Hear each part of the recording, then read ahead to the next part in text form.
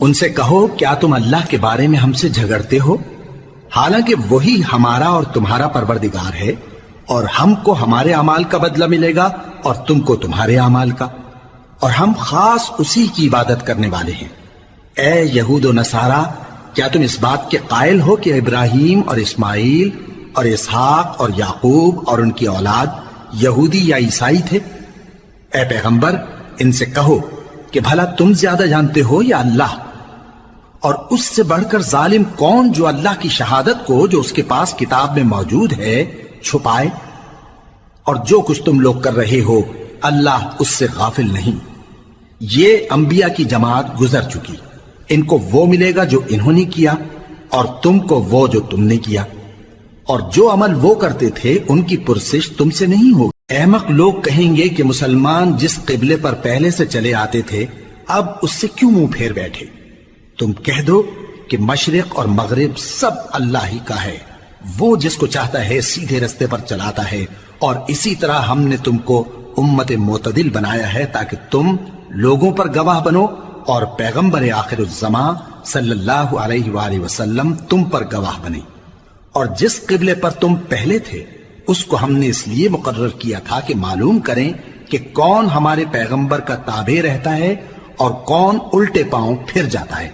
اور یہ بات یعنی تحویل قبلہ لوگوں کو گراں معلوم ہوئی، مگر جن کو اللہ نے ہدایت بخشی ہے وہ اسے گراں نہیں سمجھتے، اور اللہ ایسا نہیں کہ تمہارے ایمان کو یوں ہی ضائع کر دے۔ اللہ تو لوگوں پر بڑا مہربان ہے، صاحب رحمت ہے۔ اے پیغمبر صلی اللہ علیہ وآلہ وسلم، ہم تمہارا آسمان کی طرف منہ اٹھانا دیکھ رہے ہیں، سو ہم تم کو اسی قبلے کی طرف جس کو تم پسند کرتے ہو منہ کرنے کا حکم دیں گے۔ تو اپنا منہ مسجد حرام یعنی خانہ کعبہ کی طرف پھیر لو، اور تم لوگ جہاں ہوا کرو نماز پڑھنے کے وقت اسی مسجد کی طرف منہ کر لیا کرو۔ اور جن لوگوں کو کتاب دی گئی ہے وہ خوب جانتے ہیں کہ یہ نیا قبلہ ان کے پروردگار کی طرف سے حق ہے، اور جو کام یہ لوگ کرتے ہیں اللہ ان سے بے خبر نہیں۔ اور اگر تم ان اہل کتاب کے پاس تمام نشانیاں بھی لے کر آؤ تو بھی یہ تمہارے قبلے کی پیروی نہ کریں، اور تم بھی ان کے قبلے کی پیروی کرنے والے نہیں ہو، اور ان میں سے بھی بعض کے قبلے کے پیرو نہیں۔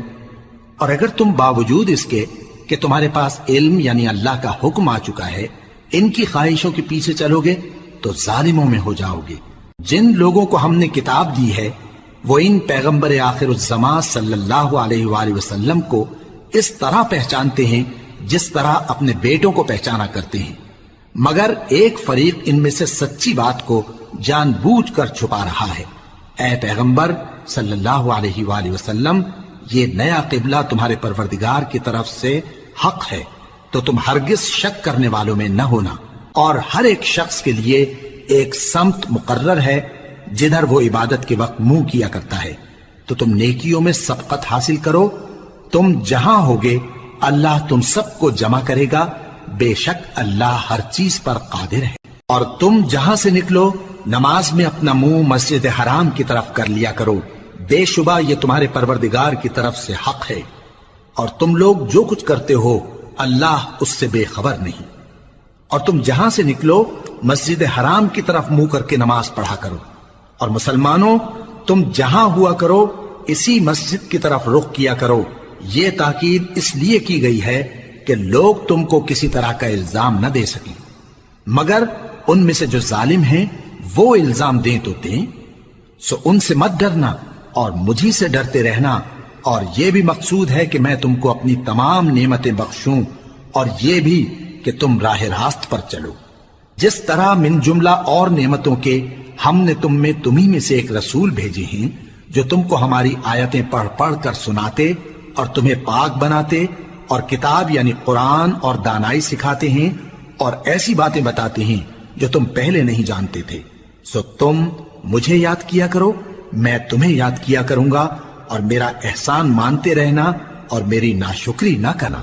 اے ایمان والو، صبر اور نماز سے مدد لیا کرو، بے شک اللہ صبر کرنے والوں کے ساتھ ہے۔ اور جو لوگ اللہ کی راہ میں مارے جائیں ان کی نسبت یہ نہ کہنا کہ وہ مرے ہوئے ہیں، وہ مردہ نہیں بلکہ زندہ ہیں، لیکن تم کو شعور نہیں۔ اور ہم کسی قدر خوف اور بھوک اور مال اور جانوں اور میووں کے نقصان سے تمہاری آزمائش کریں گے، اور صبر کرنے والوں کو بشارت سنا دو کہ ان لوگوں پر جب کوئی مصیبت واقع ہوتی ہے تو کہتے ہیں کہ ہم اللہ ہی کا مال ہیں اور اسی کی طرف لوٹ کر جانے والے ہیں۔ یہی لوگ ہیں جن پر ان کے پروردگار کی عنایتیں ہیں اور خصوصی رحمت بھی ہے، اور یہی سیدھے رستے پر ہیں۔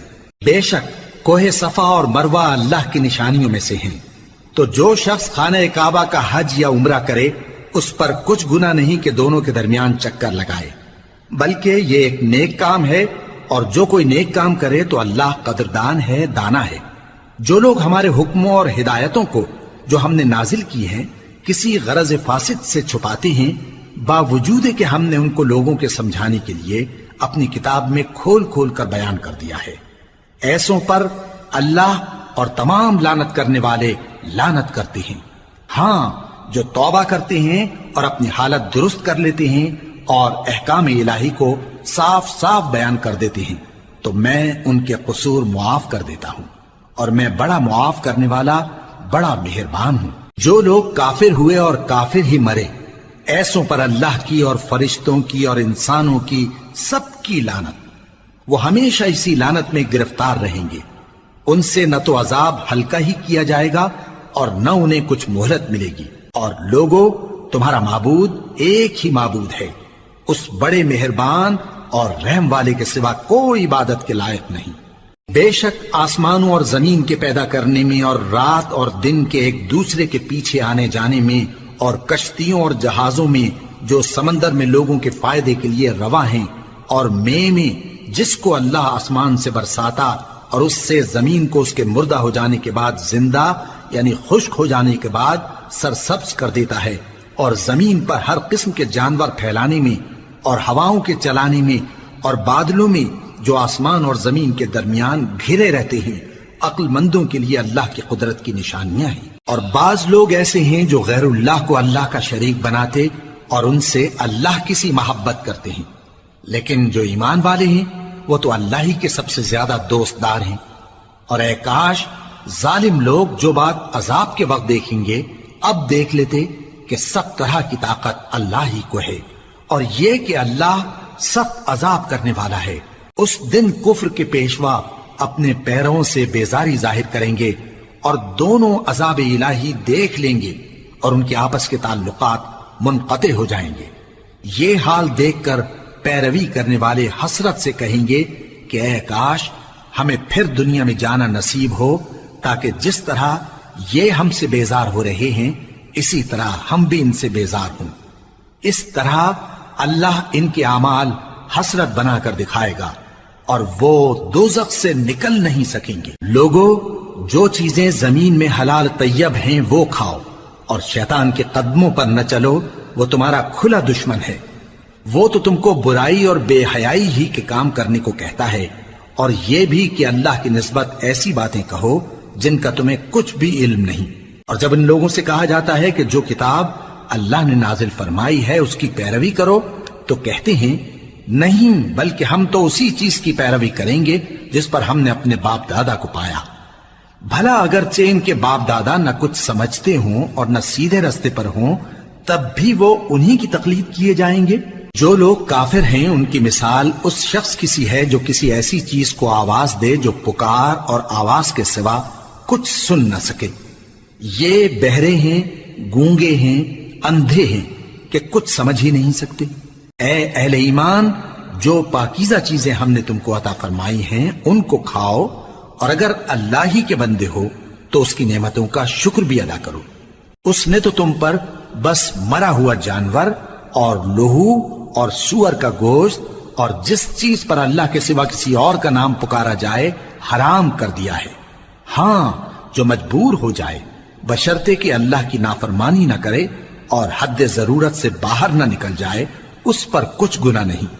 بے شک اللہ بخشنے والا ہے، رحم کرنے والا ہے۔ جو لوگ اللہ کی کتاب سے ان آیتوں اور ہدایتوں کو جو اس نے نازل فرمائی ہیں چھپاتے اور ان کے بدلے تھوڑی سی قیمت یعنی دنیاوی منفعت حاصل کرتے ہیں، وہ اپنے پیٹوں میں محض آگ بھرتے ہیں۔ ایسے لوگوں سے اللہ قیامت کے دن نہ کلام کرے گا اور نہ ان کو گناہوں سے پاک کرے گا، اور ان کے لیے دکھ دینے والا عذاب ہے۔ یہ وہ لوگ ہیں جنہوں نے ہدایت چھوڑ کر گمراہی اور بخشش چھوڑ کر عذاب خرید لیا۔ یہ آتش جہنم کی کیسی برداشت کرنے والے ہیں۔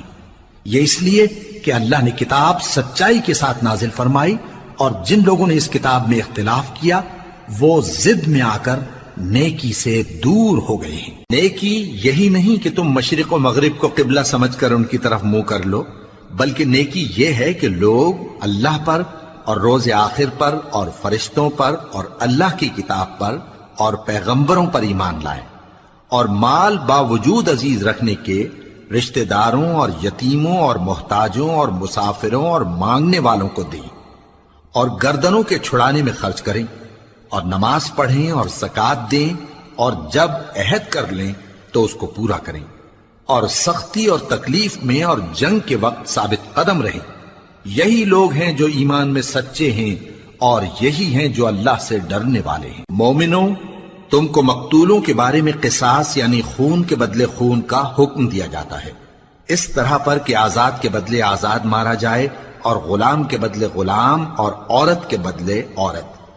اور اگر قاتل کو اس کے مقتول بھائی کے قصاص میں سے کچھ معاف کر دیا جائے تو وارث مقتول کو پسندیدہ طریق سے قرارداد کی پیروی یعنی مطالبہ خون بہا کرنا اور قاتل کو خوشخوئی کے ساتھ ادا کرنا چاہیے۔ یہ تمہارے پروردگار کی طرف سے تمہارے لیے آسانی اور مہربانی ہے۔ اب جو اس کے بعد زیادتی کرے اس کے لیے دکھ کا عذاب ہے۔ اور اے اہل عقل، حکم قصاص میں تمہاری زندگانی ہے کہ تم قتل و خونریزی سے بچو۔ تم پر فرض کیا جاتا ہے کہ جب تم میں سے کسی کو موت کا وقت آ جائے تو اگر وہ کچھ مال چھوڑ جانے والا ہو تو ماں باپ اور رشتہ داروں کے لیے دستور کے مطابق وصیت کر جائے۔ اللہ سے ڈرنے والوں پر یہ ایک حق ہے۔ پھر جو شخص وصیت کو سننے کے بعد اس کو بدل ڈالے تو اس کے بدلنے کا گناہ انہی لوگوں پر ہے جو اس کو بدلیں، اور بے شک اللہ سنتا جانتا ہے۔ اب اگر کسی کو وصیت کرنے والے کی طرف سے کسی وارث کی طرفداری یا حق تلفی کا اندیشہ ہو تو اگر وہ وصیت کو بدل کر وارثوں میں صلح کرا دے تو اس پر کچھ گناہ نہیں، بے شک اللہ بخشنے والا ہے، رحم والا ہے۔ مومنوں، تم پر روزے فرض کیے گئے ہیں جس طرح تم سے پہلے لوگوں پر فرض کیے گئے تھے تاکہ تم پرہیزگار بنو۔ روزوں کے دن گنتی کے چند روز ہیں، تو جو شخص تم میں سے بیمار ہو یا سفر میں ہو تو دوسرے دنوں میں روزوں کا شمار پورا کر لے۔ اور جو لوگ روزہ رکھنے کی طاقت رکھیں لیکن رکھیں نہیں، وہ روزے کے بدلے محتاج کو کھانا کھلا دیں۔ اور جو کوئی اپنی مرضی سے زیادہ نیکی کرے تو اس کے حق میں زیادہ اچھا ہے، اور اگر سمجھو تو روزہ رکھنا ہی تمہارے حق میں بہتر ہے۔ روزوں کا مہینہ رمضان کا مہینہ ہے جس میں قرآن اول نازل ہوا جو لوگوں کا رہنما ہے اور جس میں ہدایت کی کھلی نشانیاں ہیں اور جو حق و باطل کو الگ الگ کرنے والا ہے۔ تو جو کوئی تم میں سے اس مہینے میں موجود ہو چاہیے کہ پورے مہینے کے روزے رکھے، اور جو بیمار ہو یا سفر میں ہو تو دوسرے دنوں میں روزے رکھ کر ان کا شمار پورا کر لے۔ اللہ تمہارے حق میں آسانی چاہتا ہے اور سختی نہیں چاہتا، اور یہ آسانی کا حکم اس لیے دیا گیا ہے کہ تم روزوں کا شمار پورا کر لو، اور اس احسان کے بدلے کہ اللہ نے تم کو ہدایت بخشی ہے تم اس کو بزرگی سے یاد کرو اور اس کا شکر کرو۔ اور اے پیغمبر، جب تم سے میرے بندے میرے بارے میں دریافت کریں تو انہیں معلوم ہو کہ میں تو تمہارے پاس ہی ہوں۔ جب کوئی پکارنے والا مجھے پکارتا ہے تو میں اس کی دعا قبول کرتا ہوں۔ تو ان کو چاہیے کہ میرے حکموں کو مانیں اور مجھ پر ایمان رکھیں تاکہ نیک رستہ پائیں۔ روزوں کی راتوں میں تمہارے لیے اپنی عورتوں کے پاس جانا جائز کر دیا گیا ہے، وہ تمہاری پوشاک ہیں اور تم ان کی پوشاک ہو۔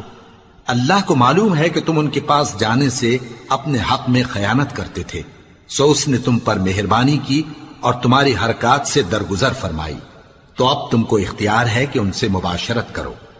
اور اللہ نے جو چیز تمہارے لیے لکھ رکھی ہے یعنی اولاد، اس کو اللہ سے طلب کرو اور کھاؤ اور پیو یہاں تک کہ صبح کی سفید دھاری رات کی سیاہ دھاری سے الگ نظر آنے لگے، پھر روزہ رکھ کر رات تک پورا کرو۔ اور جب تم مسجدوں میں اعتکاف بیٹھتے ہو تو ان سے مباشرت نہ کرو، یہ اللہ کی حدیں ہیں، ان کے پاس نہ جانا۔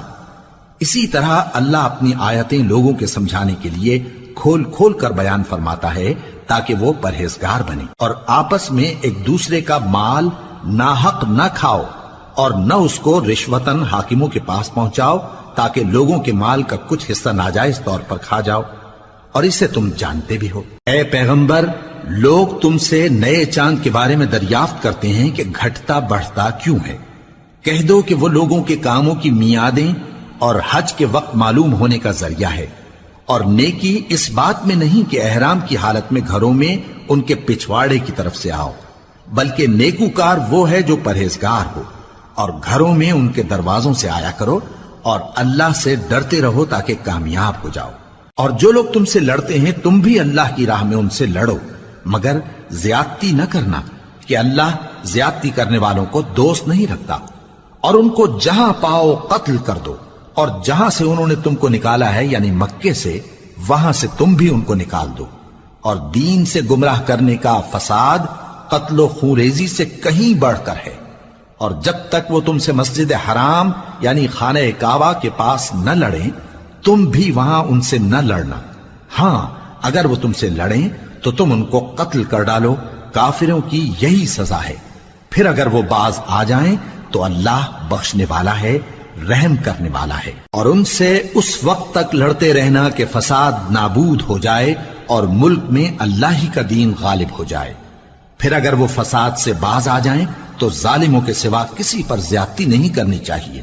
ادب کا مہینہ ادب کے مہینے کے مقابل ہے، اور ادب کی چیزیں ایک دوسرے کا بدلہ ہیں۔ پس اگر کوئی تم پر زیادتی کرے تو جیسی زیادتی وہ تم پر کرے ویسی ہی تم اس پر کرو، اور اللہ سے ڈرتے رہو، اور جان رکھو کہ اللہ ڈرنے والوں کے ساتھ ہے۔ اور اللہ کی راہ میں مال خرچ کرو اور اپنے آپ کو ہلاکت میں نہ ڈالو، اور نیکی کرو، بے شک اللہ نیکی کرنے والوں کو دوست رکھتا ہے۔ اور اللہ کی خوشنودی کے لیے حج اور عمرے کو پورا کرو، اور اگر راستے میں روک لیے جاؤ تو جیسی قربانی میسر ہو کر دو، اور جب تک قربانی اپنے مقام پر نہ پہنچ جائے سر نہ منڈاؤ۔ اور اگر کوئی تم میں بیمار ہو یا اس کے سر میں کسی طرح کی تکلیف ہو تو اگر وہ سر منڈا لے تو اس کے بدلے روزے رکھے یا صدقہ دے یا قربانی کرے۔ پھر جب تکلیف دور ہو کر تم مطمئن ہو جاؤ تو جو تم میں حج کے وقت تک عمرے سے فائدہ اٹھانا چاہے وہ جیسی قربانی میسر ہو کرے، اور جس کو قربانی نہ ملے وہ 3 روزے ایام حج میں رکھے اور 7 جب واپس ہو، یہ پورے 10 ہوئے۔ یہ حکم اس شخص کے لیے ہے جس کے اہل و عیال مکے میں نہ رہتے ہوں۔ اور اللہ سے ڈرتے رہو اور جان رکھو کہ اللہ سخت عذاب دینے والا ہے۔ حج کے مہینے معین ہیں جو معلوم ہیں، تو جو شخص ان مہینوں میں حج کی نیت کر لے تو حج کے دنوں میں نہ عورتوں سے اختلاط کرے، نہ کوئی برا کام کرے اور نہ کسی سے جھگڑے۔ اور جو نیک کام تم کرو گے وہ اللہ کو معلوم ہو جائے گا۔ اور زاد راہ یعنی رستے کا خرچ ساتھ لے جاؤ، کیونکہ بہترین زاد راہ پرہیزگاری ہے۔ اور اے اہل عقل، مجھی سے ڈرتے رہو، اس کا تمہیں کچھ گناہ نہیں کہ حج کے دنوں میں بذریعہ تجارت اپنے پروردگار سے روزی طلب کرو۔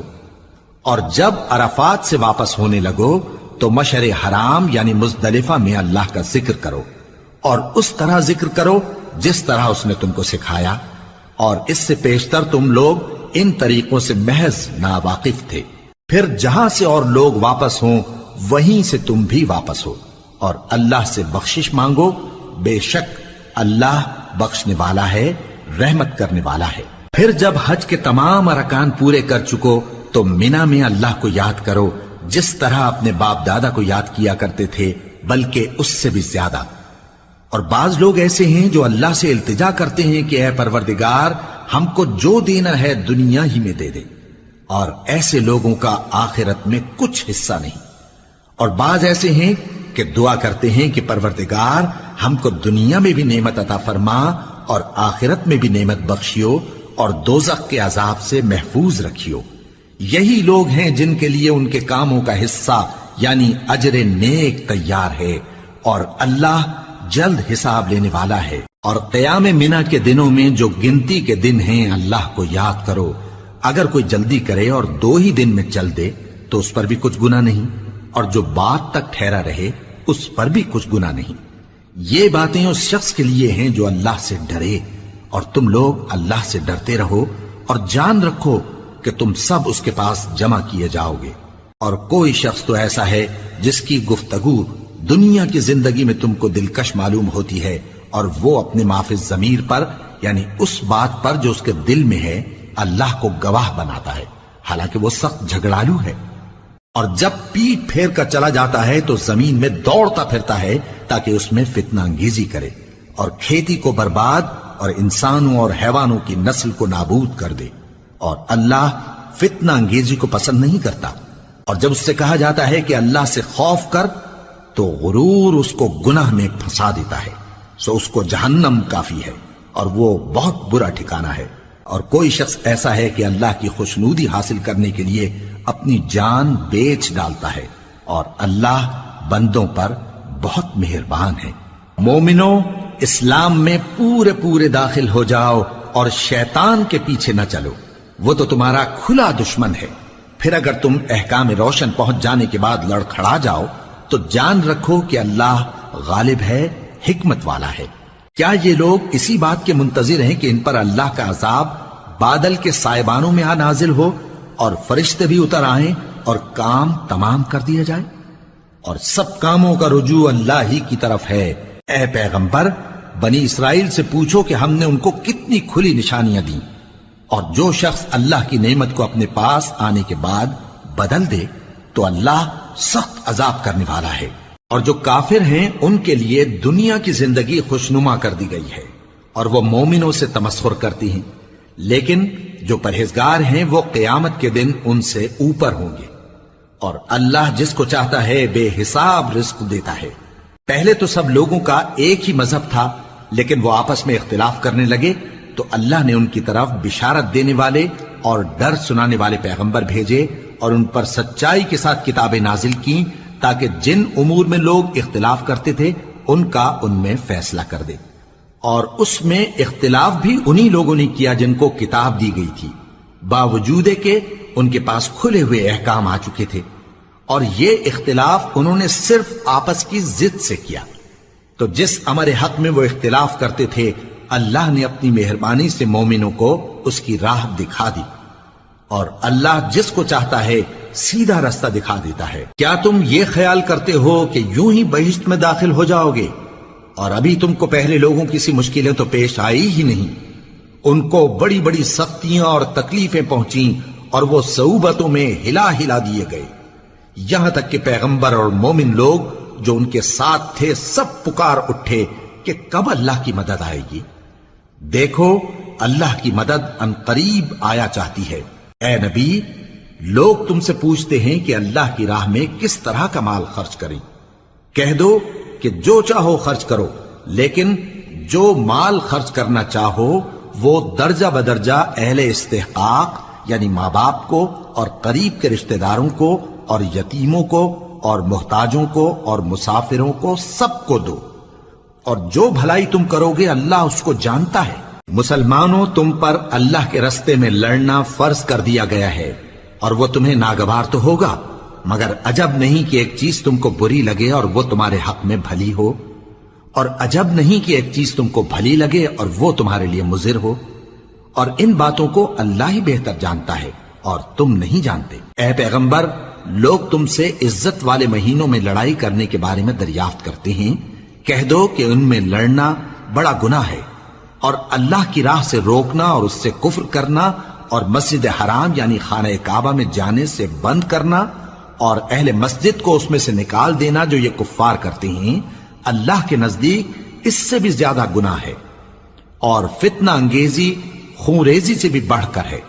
اور یہ لوگ ہمیشہ تم سے لڑتے رہیں گے، یہاں تک کہ اگر مقدور رکھیں تو تم کو تمہارے دین سے پھیر دیں، اور جو کوئی تم میں سے اپنے دین سے پھر کر کافر ہو جائے گا اور کافر ہی مرے گا تو ایسے لوگوں کے اعمال دنیا اور آخرت دونوں میں برباد ہو جائیں گے، اور یہی لوگ دوزخ میں جانے والے ہیں جس میں ہمیشہ رہیں گے۔ جو لوگ ایمان لائے اور اللہ کے لیے وطن چھوڑ گئے اور کفار سے جنگ کرتے رہے وہی اللہ کی رحمت کے امیدوار ہیں، اور اللہ بخشنے والا ہے رحمت کرنے والا ہے۔ اے پیغمبر، لوگ تم سے شراب اور جوئے کا حکم دریافت کرتے ہیں، کہہ دو کہ ان میں گناہ بڑے ہیں اور لوگوں کے لیے کچھ فائدے بھی ہیں، مگر ان کے گناہ فائدوں سے کہیں زیادہ ہیں۔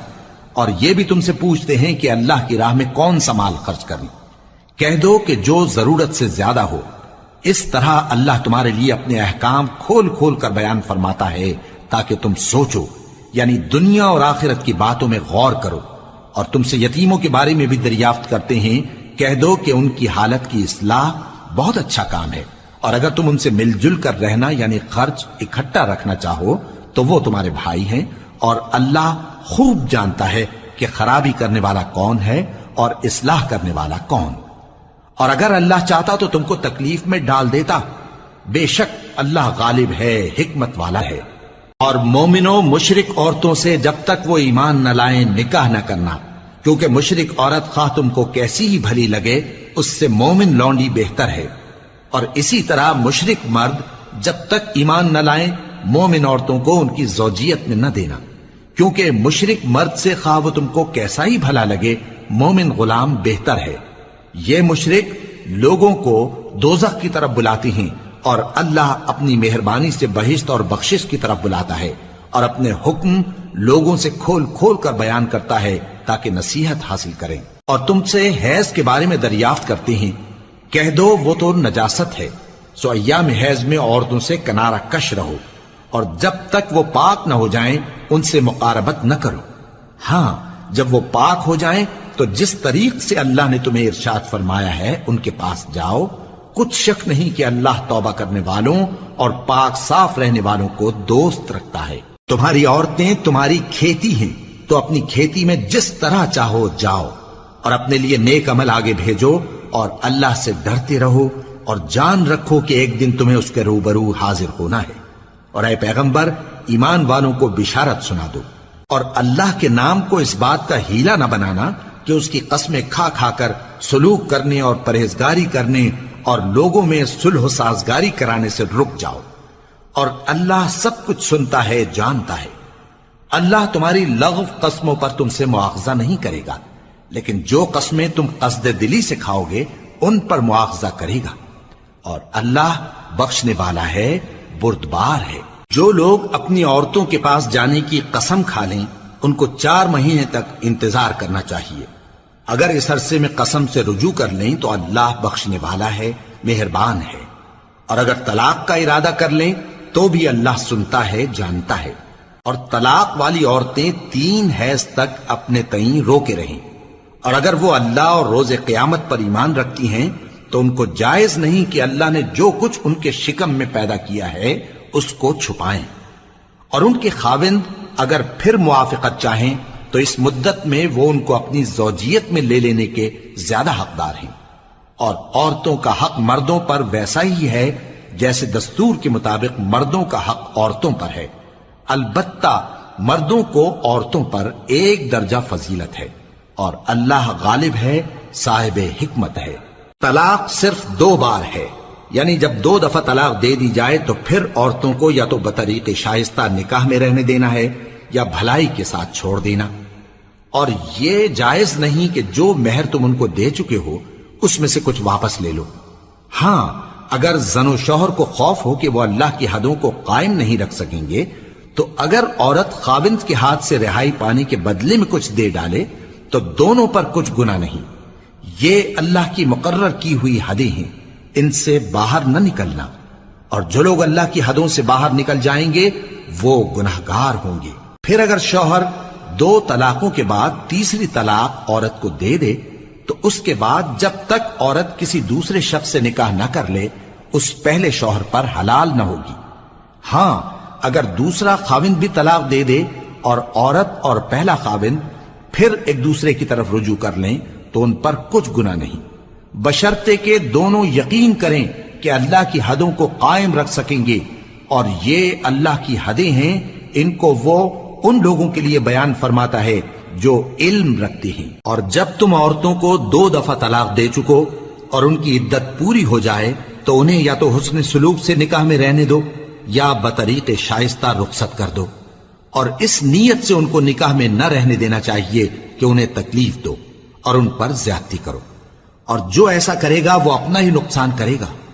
اور اللہ کے احکام کو ہنسی اور کھیل نہ بناؤ، اور اللہ نے تم کو جو نعمتیں بخشی ہیں اور تم پر جو کتاب اور دانائی کی باتیں نازل کی ہیں جن سے وہ تمہیں نصیحت فرماتا ہے، ان کو یاد کرو، اور اللہ سے ڈرتے رہو، اور جان رکھو کہ اللہ ہر چیز سے واقف ہے۔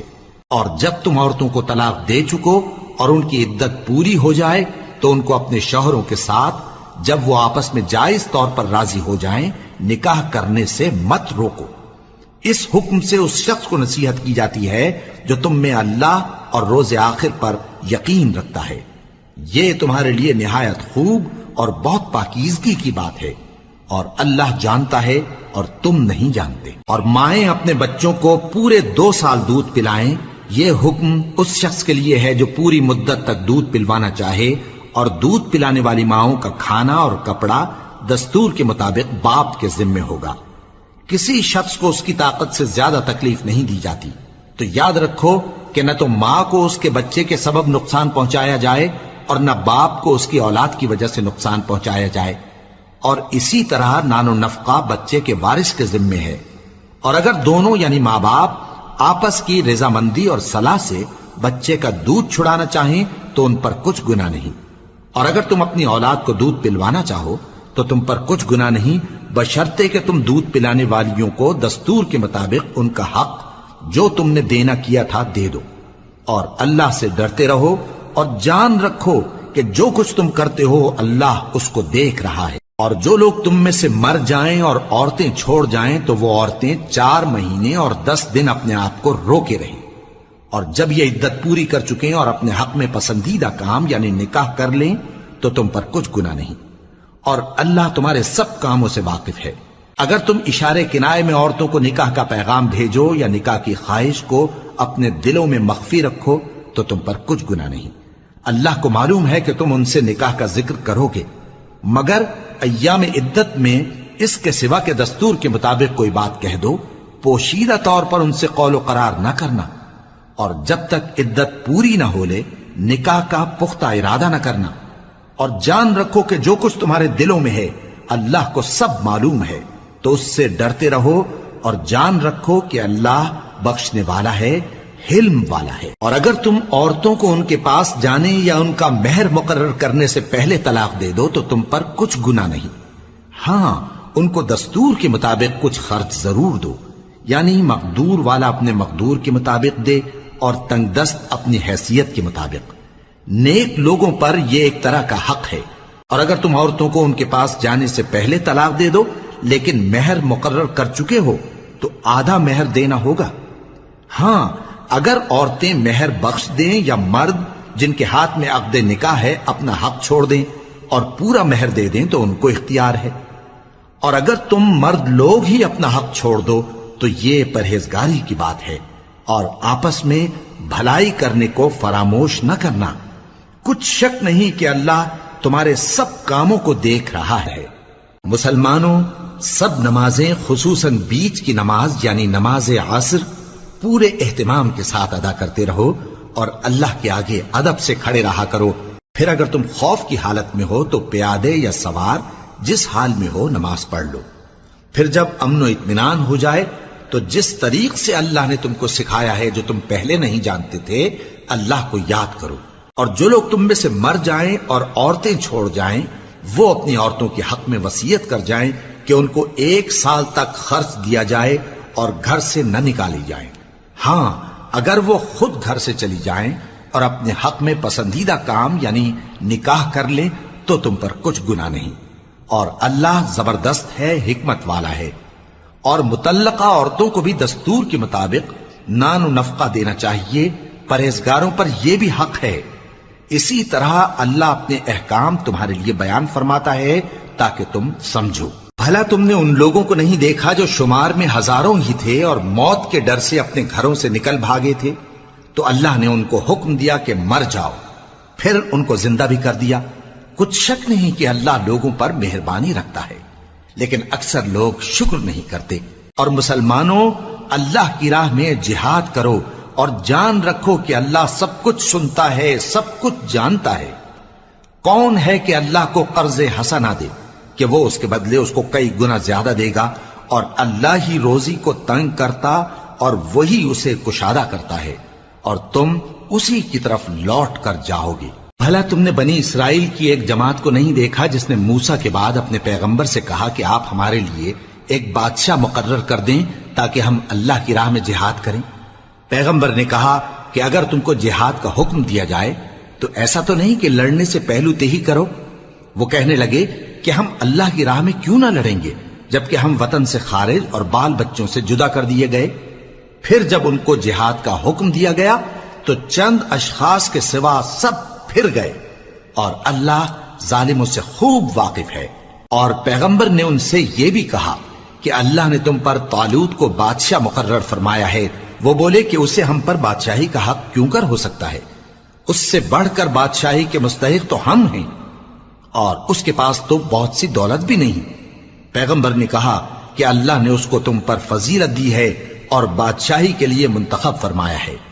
اس نے اسے علم بھی بہت سا بخشا ہے اور تن و توش بھی بڑا عطا کیا ہے، اور اللہ کو اختیار ہے جسے چاہے بادشاہی بخشے، وہ بڑا کشائش والا ہے، دانا ہے۔ اور پیغمبر نے ان سے کہا کہ ان کی یعنی طالوت کی بادشاہی کی نشانی یہ ہے کہ تمہارے پاس وہ صندوق آئے گا جس کو فرشتے اٹھائے ہوئے ہوں گے، اس میں تمہارے پروردگار کی طرف سے تسلی بخشنے والی چیز ہوگی، اور کچھ اور چیزیں بھی ہوں گی جو موسیٰ اور ہارون چھوڑ گئے تھے۔